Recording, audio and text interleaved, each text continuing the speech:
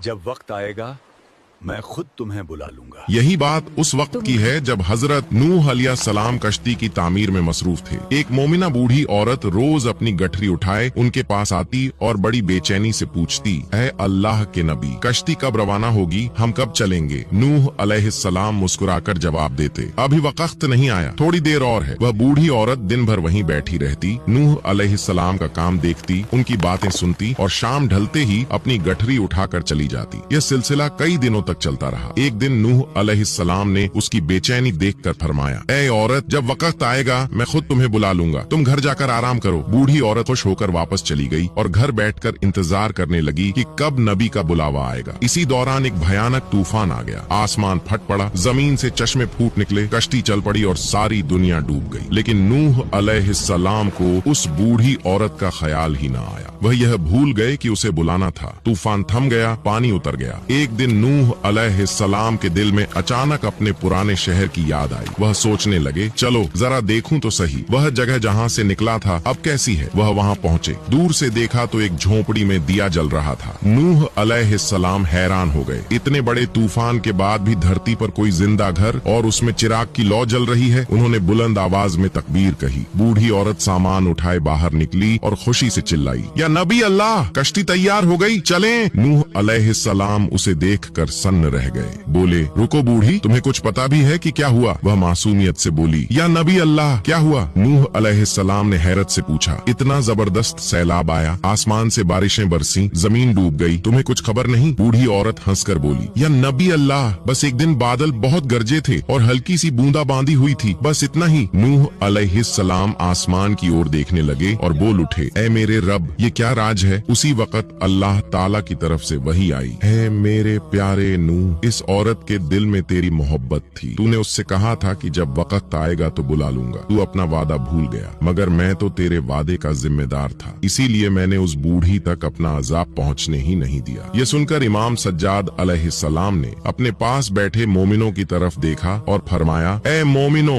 यह रिवायत कयामत तक आने वाले तमाम मोमिनों तक पहुँचाना तुम पर वाजिब है। उन्हें बता दो कि जिसने हम अहले बैत से सच्ची मोहब्बत की, कयामत का अजाब जरूर आएगा, मगर जैसे उस बूढ़ी को पता नहीं चला कि तूफान कब आया और कब चला गया, वैसे ही हमारे महबूब मोहम्मद मुस्तफा की सदक़े हमें भी पता नहीं चलेगा कि क़यामत कब आई और कब गुजर गई। आमीन। हवाला मिसबाहुल हुदा, सफ़हा